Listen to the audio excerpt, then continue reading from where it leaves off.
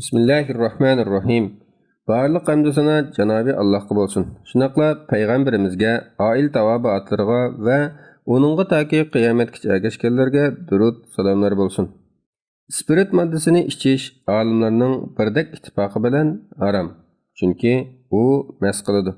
Hadiste mest qılıdığan her qandaq narsa haram deb ko'rsatilgan.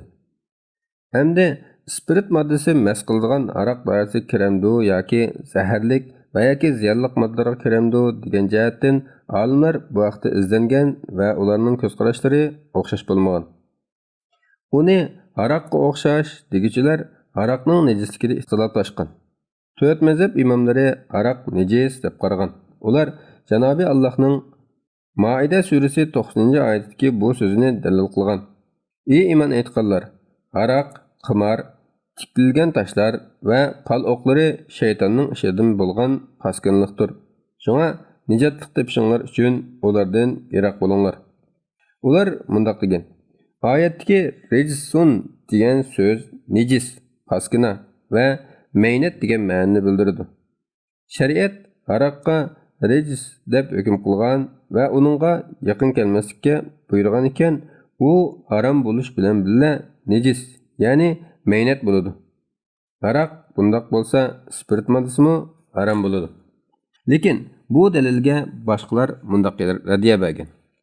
Bu oyatdagi rejsun degan so'zdan ma'naviy nejislik maqsad qilinadi. Xuddi Tavba surasidagi ya ayyuhallazina amanu innamal mushrikuna najasun. Ey iymon etganlar, mushriklar nejisdir degan 28-oyatda mushriklarning nejisligi ma'naviy bo'lgandekla, albatta har qanday harom narsa ma'naviy jihatdan nejis bo'ladi. Ilgirki oyatda aroq bilan birga bayon qilingan qimar, tikilgan taşlar va pal o'qlari qatorliqlarning nejisligining ma'naviy ekanligi buni kuchlantirdi. Chunki hech kim bu narsalarni moddiy nejis deb qaramagan. Shunga aroqning nejisligi ma'naviydir, moddiy emasdir. Buningga asosan aroqning o'zi moddiy nejis deyish dalilga muhtoj. Ammo Imom Malikning ustozi Imom Rabi'a, Lays ibn Sa'd, Imom Shafiyning shogirdi Al-Muzani va boshqa bir qism olimlar aroq pokiz deb qaragan. Ular aroqning pokizligiga dalil qilib mundaq degan. Aroq cheklanganda sahobalar aroqlarni Madina ko'chalariga to'kib etgan. Aroq meynat bo'ldigan bo'lsa, yo'lga ta'rif qilishni to'sqandek Rasululloh sallallohu alayhi vasallam ularni to'sqan bo'ladi. Ularmi ko'chalarga meynat narsani to'kmagan bo'ladi. Ilgirki qarashdagilar bularning bu daliliga mundaq javob bergan. Madinada paskina suvlarni ixtitotgan turbalar yo'q bo'lg'achqa, sahobalar aroqlarni ko'chalarga to'kkan. Bu aroqning nejis emasligini bildirmaydi. Demak, har ikki tarafning dalillari bu vaqtda keskin emas. Ilgirki oyatdagi nejis degan so'z moddiy va ma'naviy nejislikni ehtimol qiladi. Aroqning ma'naviy nejisligi aniq, ammo moddiy nejislikni bildirishda oyatning lafzi keskin emas, balki ehtimolliq. Yuqorqi talash tortishning hammasi uzum sharbatidan yasalgan aroqning nejisligida bo'lib, ko'pchilik olimlar undaq aroqni nejis deb qaragan. Ammo arpa, asal, anjur va boshqa narsalardan yasalgan mast qiluvchi ichimliklar bo'lsa, uch mazhab imomlari nejis deb qaragan. Hanafi mazhabida nejis deb fatvo berilgan, lekin u Hanafi mazhabidagi boshqa bir qarashda pok deb qaralgan. Yuqorqidan xulosa, aroq ko'pchilik imomlarning nazarida nejis. Bundaq bo'ladigan spiritmi ularning qarshida nejis bo'ladi. Boshqalarning qarshida aroq pokiz, shunga spiritmi pokiz bo'ladi. Bu spiritni mast qiluvchi modda deb qaraganlarning nazarida shundoq. Ammo spiritni zaharlik yoki ziyonli modda deb qaraganlar bo'lsa, uni ko'knar, apyun va boshqa ziyonli moddalardek pokiz deb qaraydi. Chunki bu moddalar hukm jihatdan nejis deyilgan bilan hech kim uni moddiy jihatdan deb qaramaydi.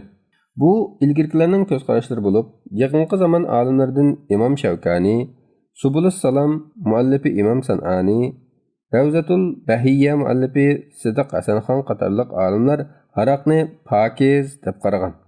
Tafsiri Manar muallifi Shayx Muhammad Rashid Rizo, hozirgi asr mujtahid imomlardan Imom Yusuf Qaradaviy, Shayx Ahmad Shakir, Doktor Mustafa Az-Zarqa va ko'plagan olimlar spirt moddasini pokiz deb qaragan. Ular tovandikilarga asoslangan. Aslida u pok. Bundaq bo'ladi ekan, poklikdan nejislikka yetkazadigan sahih va aniq bir dalil bo'lmasa, u poklikqa qoladi. Nejisligiga dalil yo'q bo'ladi ekan, u pok bo'ladi. Aroqdagi nejislik hukmi ma'naviy nejislikdir. Ya'ni uning hukmi harom. Ko'plagan moddalarda spirit moddasi ozdir ko'pdir mavjud.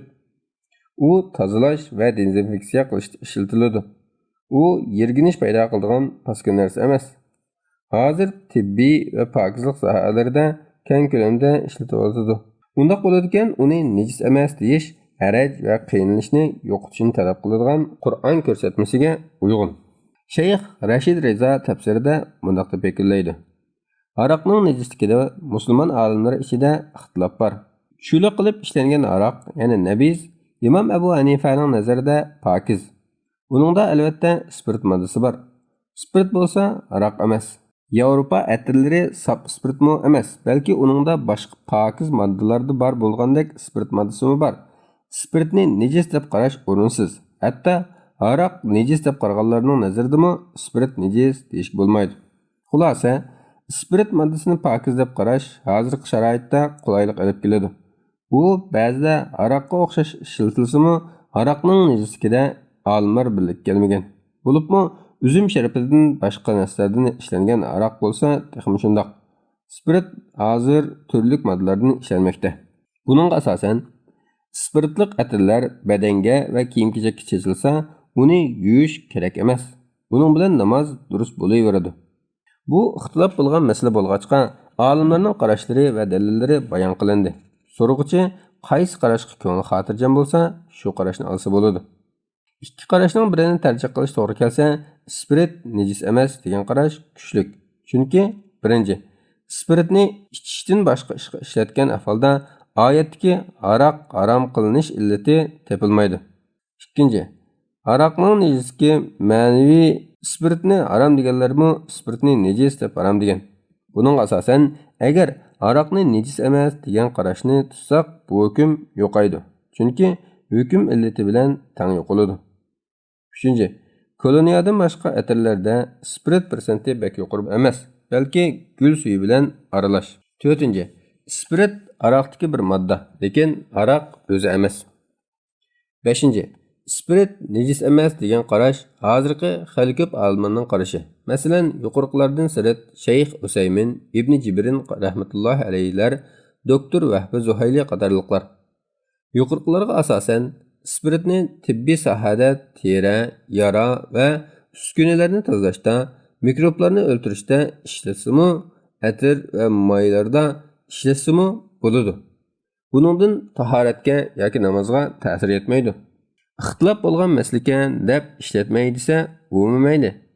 Hozir arab ellarida gul suyini qochlab spirit qo'shmay suritib ishlatadi.